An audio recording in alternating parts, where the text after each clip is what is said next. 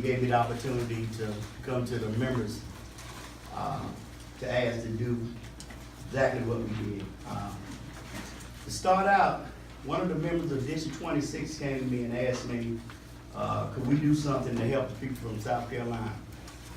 Of course, we agreed to do it in 26, but 26 is such a small district that it wouldn't have been as effective as I thought it could be to help everybody.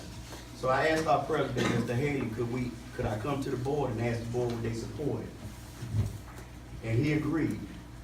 And the reason why I'm here today, I want to thank all the districts for supporting this effort. Whether you did it by finance, whether you did it by donation, whether you did it by mentally just helping.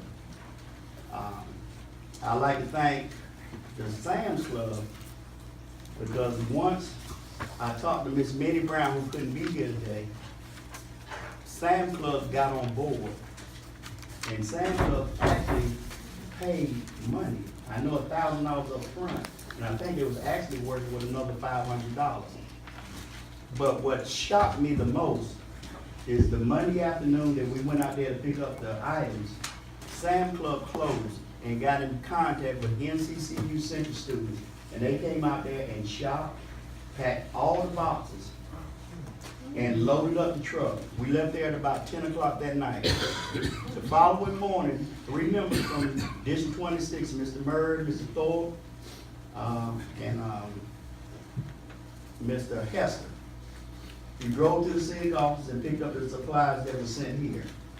And we really appreciate what everybody does, because I know this office was crowded with all kinds of stuff that they wanted me to get out of here. Miss Minnie Brown helped me find the neediest people that we thought that we could find. We called over 20 organizations to try to find out what was the best one that, we can get the best bang for our buck. And she introduced me to this young lady, Dr. Mary Crenshaw. And once we started talking to her, we found out that it was the right fit. I don't have her bio with me today, but I read it online and it's amazing. So when we left here and went to South Carolina, she had a team there to help us unload the truck, unload all the boxes, and actually had a meal prepared for us when we got there. I thought it was amazing. But this organization has been through a lot of bad stuff, but when we do stuff to help, I think we need to be saluted for it. So for all the districts and everyone who helped with this effort, I want to say thank you from the bottom of my heart. And a part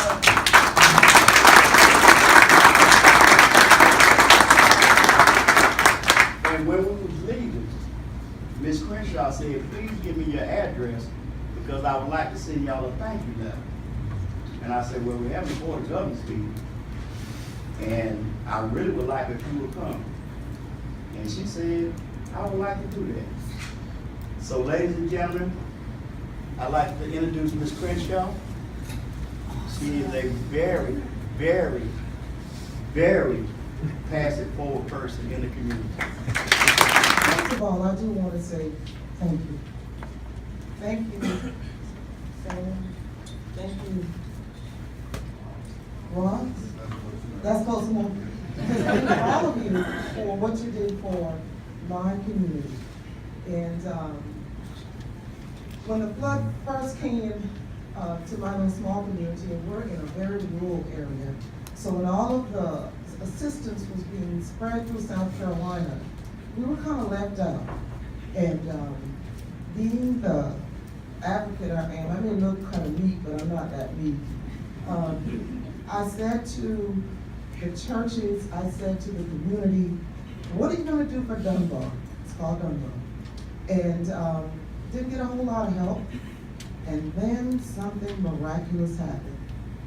We found out, we met through another individual, Mr. Stanley, I call him Stanley.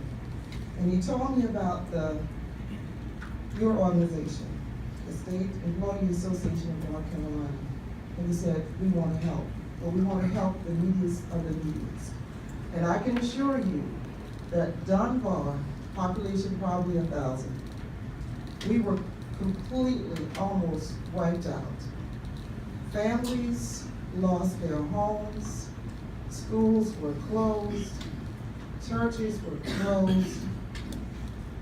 The National Guard came in, loaded family members, and I'm looking at online because I don't live there now, and I'm seeing family members loaded on the back of trucks and driven in areas completely flooded that I used to walk through as a kid, highways, and taken out of the community into other areas to live or to stay until things were clear. And I knew the need was great, and I just thank you all for coming in and for helping us out. And when they came, these handsome men,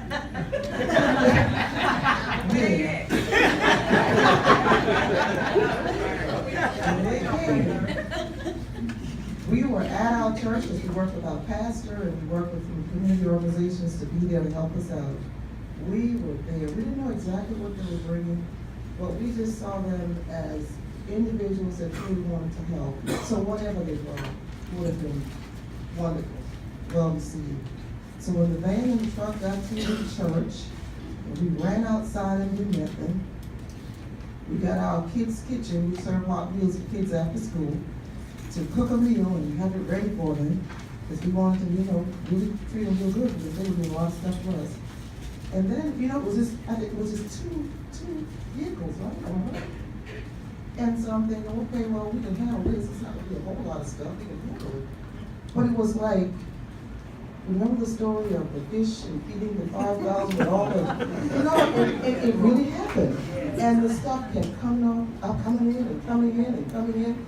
And before you know it, I think we had over 100 bags packed for individuals in the community. Bags filled with food, with cleaning supplies, just things. And it was things that they could really use, that they really needed. And we got busy on the telephone, and we called up the families, and we said, come to the church, because we've got a group here, and they have done a wonderful thing, and we want you to get it now. And it didn't take long. They started coming in, they started coming in, they started coming in. I think when they were sitting there eating, people were coming in and picking up the packages. And they didn't stop there, because they said, Dr. Crenshaw, what else can we do?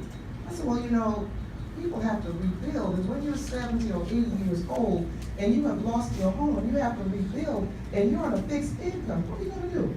FEMA helped, but FEMA did not supply all of the services. So whatever little funding we could get to the families, we tried. And so they told me, I'm a grant writer. I'm a retired school superintendent, so I write grants. So they said, write this grant, and I wrote the grant, and lo and behold, record time, we got the money. It was $1,000. But for people who have zero, $1,000 sounds real good.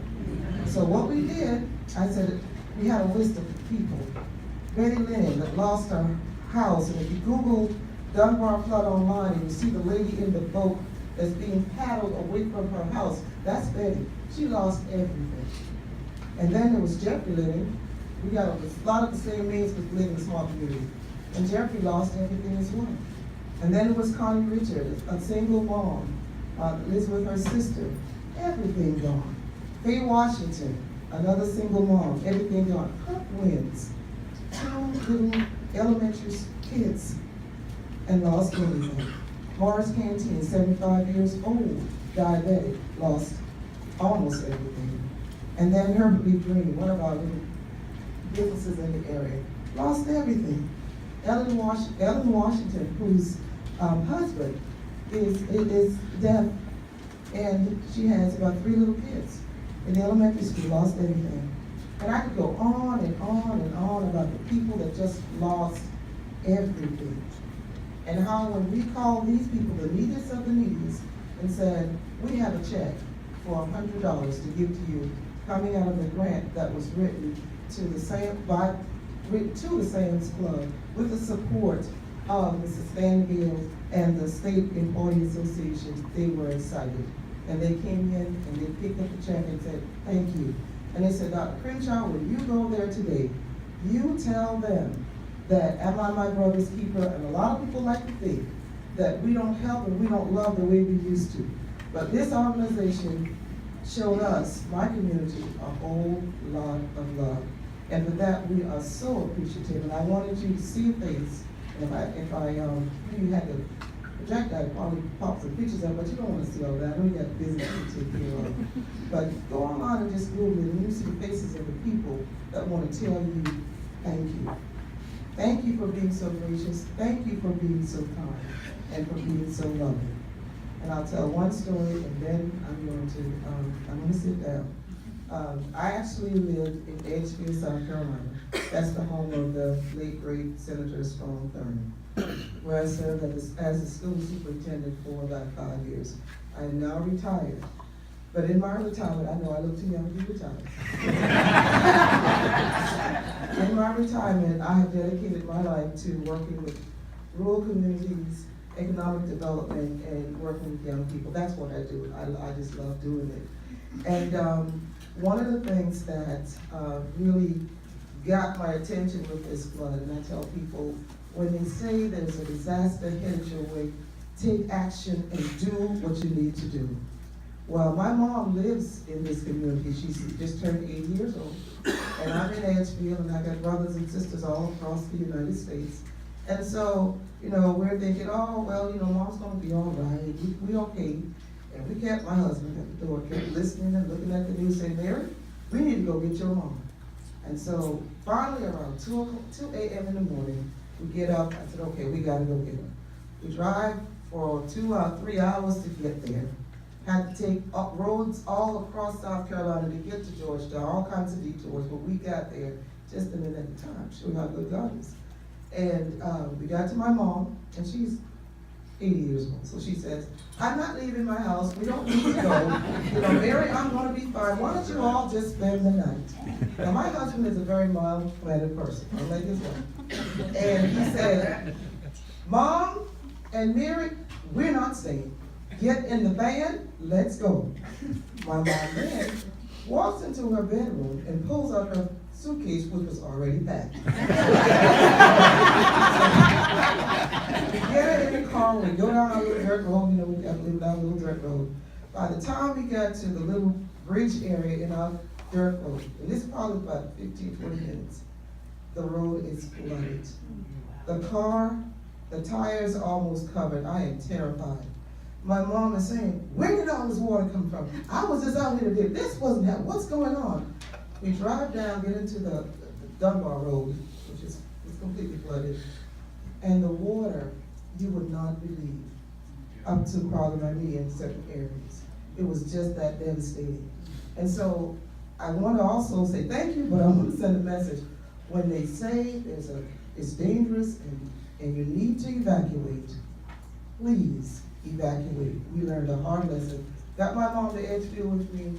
Had to babysit her for about 2 weeks. And she drove me crazy, but she's safe, and thank God we had no damages at my mom's house. Thank you very much. God bless you, and continue to live.